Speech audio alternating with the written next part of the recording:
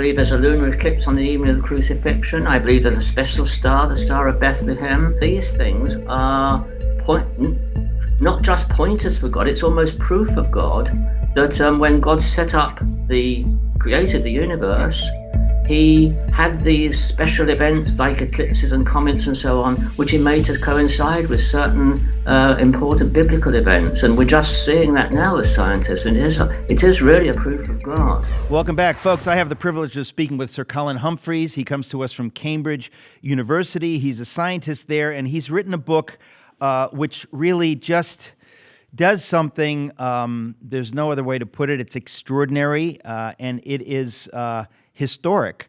He reconciles what has been a centuries-long puzzle, conundrum, which I guess the gospel writers weren't really thinking of this. They were simply putting down what they knew, but when we read it, we say, well, wait a minute.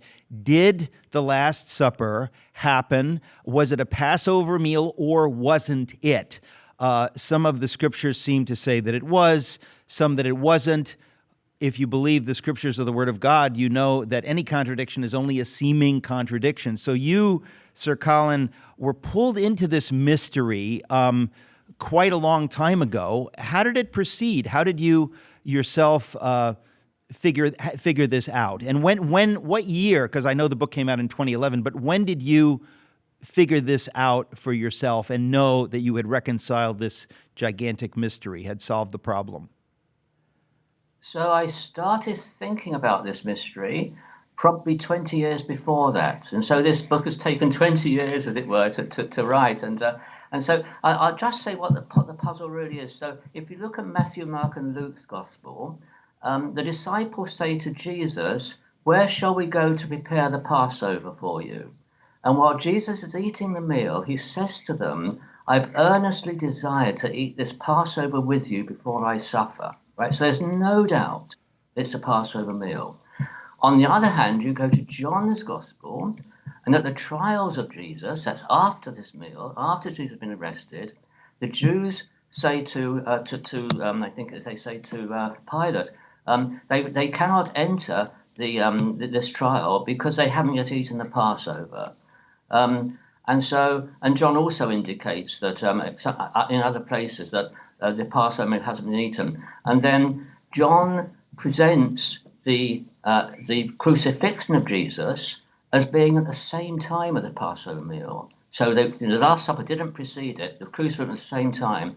And Paul says, Christ our Passover is sacrificed for us. So the image is, in the Bible, Jesus is the Passover lamb. So how can it be? This is the mystery. And so that's the mystery, which I think it took me 20 years to sort out. That's the mystery I believe I solved. And so at the heart of it then, what is the solution? How is it that you can reconcile these seemingly contradictory pieces of evidence? So what I found out, the first thing I found out was if you go back to the 1st century AD, there were a number of different calendars that people used. So the Romans used the Roman calendar, which we still use today, called the Julian calendar, then became the Gregorian calendar. But then the Jewish people, they had their official calendar. And the Essenes, this tribe of people called the Essenes, they had a different calendar still. And the Samaritans had a different calendar. There are a lot of calendars around. And so I thought, well, which calendar were the gospel writers using? And John is using the official calendar. And in fact, when he writes, John he calls it the Jewish Passover. And, why would he do that? I mean, they knew what the Passover was. Matthew, Mark, and Luke don't do this. He says a Jewish Passover. So it's a hint. He is using the official Jewish calendar. Now, Matthew, Mark, and Luke, I believe, were using an earlier calendar. And I believe that Jesus deliberately, let's just go back a second. When was the official Jewish calendar introduced? The official Jewish calendar was introduced when, way back at the time of the exile, when the Jews were captured, went into Babylon, that's when the official Jewish calendar was introduced. And we know that because the names of Jewish months, they took over from the Babylonian calendar. So the first month of the Jewish year, this is a bit technical, so the first month of the Jewish year was called Nisan, and in the Babylonian calendar it was called Nisanu. And so they took that, and similarly with the other months. So the Jews in captivity in Babylon would have been forced to have used the Babylonian calendar, and that's when this official Jewish calendar started. Before that, when they were not in exile, they would have used the calendar that Moses established. And I was able to reconstruct that, and that was a different calendar. And when Jesus had his Last Supper, in which he said to them, this is, he had the wine and the bread, if you remember, he said, this is the new covenant in my blood. So he would say, Moses had the old covenant, this is a new covenant. I've chosen to use the Moses calendar so I can celebrate my Last Supper with you on the date of, on the anniversary of the official Moses calendar. And that, in fact, was a calendar that the Samaritans used, and I found that out as well. So Jesus, who had great sympathy, I think, with the Samaritans, although he realized they weren't quite worshipping the right God, but in his parables, for example. So he used this calendar with his disciples, and that was, I think, deliberate to make his Last Supper he chose to have on the official date, or on the commemoration date of the Moses original calendar. Folks, I hate to interrupt, but I just don't want you to miss any of the content we're putting out on here. We've just got some amazing stuff. So would you do yourself a favor and hit the subscribe button so we can make sure you don't miss anything? I promise you, great stuff coming up. Hit the subscribe button. Thank you. Sir Colin, I have to ask you, when you realized what you had done, did it strike you as a little bit amazing that you should be able to solve this great mystery of the ages? Yes, it did strike me as amazing, but not that amazing in the sense that what I had to do to solve the problem was to reconstruct these early calendars. And most theologians are not really able to do that. And you can reconstruct the early calendars because they were observational calendars where, for the Jews, the first day of a month was the first time they saw the new lunar crescent in the sky. And we know enough about astronomy, we can calculate way back, 2,000 years ago, when they would have seen the first lunar crescent in the sky. So I worked with an astronomer on this. And so theologians, they're not used to doing this. Well, listen, isn't this the case that we see this over and over and over and over, that people who are working in one discipline are typically blinkered? They do not have the ability to see past their own noses or their own fields, and they oftentimes sneer at anyone who is working in what we can call an interdisciplinary fashion. They sneered at C.S. Lewis.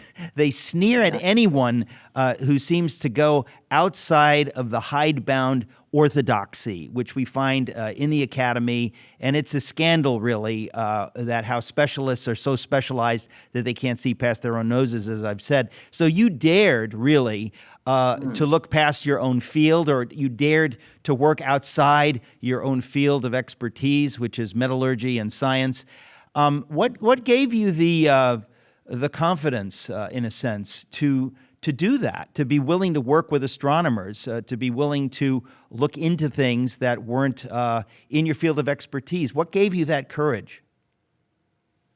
I think I got that courage from the belief that the Bible was right, and also that it would be astonishing if the gospel writers got this wrong. I mean, the Passover meal was such a special meal for, there were witnesses there. All 12 disciples were there at the Passover meal. And there were probably women and so on there as well. There were a lot of witnesses to what the meal was. And so the early church, they would have thrown out a gospel if there'd been some crazy mistake. And the early Christians, they knew there were these various, the early Jews as well as Christians, they knew there was different calendars in existence. It didn't bother them. And it's only us who fail to understand the situation in the first century AD. And so I thought, I have this scientific ability, and it's good to use science to help, look at some biblical problems. Well, I have to ask, it seems to me, if I'm tracking with what you're saying, that Jesus was, in celebrating that Passover meal before the Passover that was about to be celebrated, he was making a bold and revolutionary statement in doing that. Would the apostles around him have been aware of what he was doing, of the revolutionary statement he was making, of linking back to Moses? Was there a consciousness at that time that there were two calendars and that most people were working with one calendar, but that the other one nonetheless existed? I think the disciples would have been well aware of this. I think Jesus would have explained to them what was happening. I mean, Gospels are an abridged version of events, and John tells us if we wrote everything, which was Jesus said, there wouldn't be space in all the books in the universe. So I think they would have been well aware of this. And I also think that, God had this great salvation plan before the earth was created, before the universe was created. And in this plan, Jesus was the Passover lamb. And to emphasize that, Jesus had to be sacrificed when the Passover lambs were being sacrificed for the Passover meal later that, same Jewish day. And so everything fits together in a most remarkable way in what Jesus managed to maneuver, as it were, and engineer. Well, so it seems even more amazing to me Yes. that it's not just that you have you've solved a mystery or you've reconciled a seeming contradiction, but that in doing that, you've pointed to something even greater than a mere reconciliation. The idea that Jesus was prophetically doing something, that he was doing something as a prophetic act, that he was saying, I am the new Moses, this is the new Passover, that he was saying all of that. But of course, it's really extraordinary that it would take us nearly 2 millennia to see this again. It is extraordinary, I agree, but I think maybe we're living in special times as well, and and God is revealing these things to us, by scientific means. So things like what the Star of Bethlehem may have been, I think we can only really say in these more recent times, when we've got the scientific knowledge to do calculations which get you back 2,000 years ago. Well, I think that's what's so extraordinary to me is that it is only being revealed to us now, and this is not lost on God. This is not just something that's happening, but that God has, in all of these millennia and centuries, been planning for these things to be revealed now. So, of course, the question becomes, why now? What is it now? Why is God revealing these things now? I wonder if you have any thoughts on that.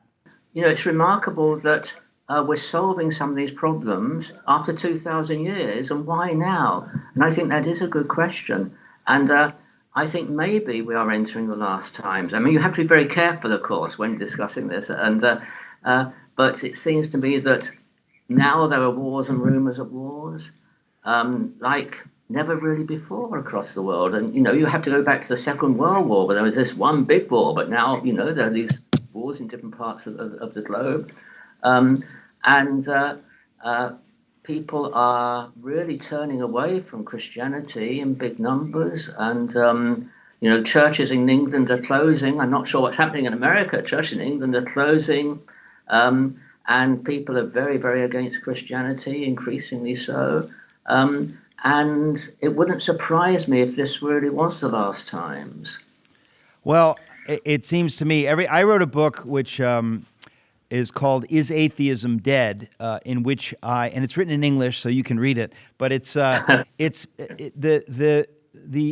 scientific evidence for God has become utterly overwhelming. I mean, absolutely overwhelming. It's not sort of pointing toward God. It is open and shut, the fine-tuned universe and all kinds of other things.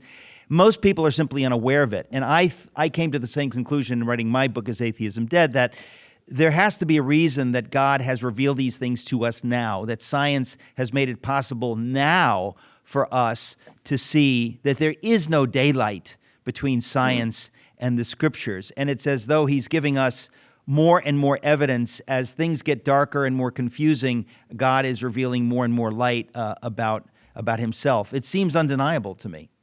Mm-hmm. Well, I find that, and I found in my life when Christians have doubts, and that's not a bad thing to have doubts, because you can then strengthen your faith. But in my life, I think, I believe there's a lunar eclipse on the evening of the crucifixion. I believe there's a special star, the Star of Bethlehem, and these things.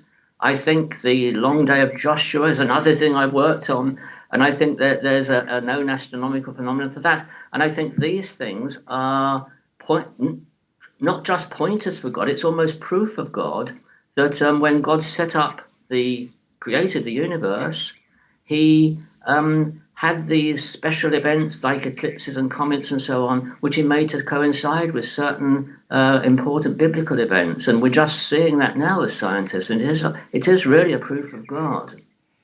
You mentioned sort of astronomical things that happened around the crucifixion.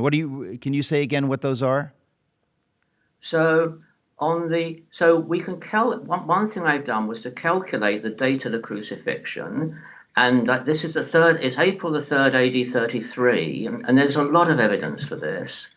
And then in Peter's Pentecost speech, he talks about he's saying to the people, this is what's predicted by the prophet Joel, the Spirit will be poured out as it was on the day of Pentecost.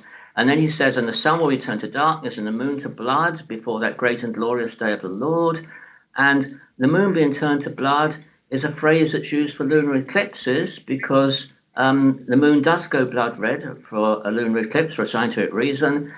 And so I then calculated, was there a lunar eclipse visible from Jerusalem in AD 26 to 36? And there was just one, and it was on the evening of the crucifixion. And that's just more than a remarkable coincidence. And is that in this book? That's in this book. Okay, we're going to have to leave it there, folks. The book is The Mystery of the Last Supper, Reconstructing the Final Days of Jesus. Astonishing stuff. Sir Colin Humphreys, thank you so much. It's been a great pleasure talking to you, Eric. Thank you very much.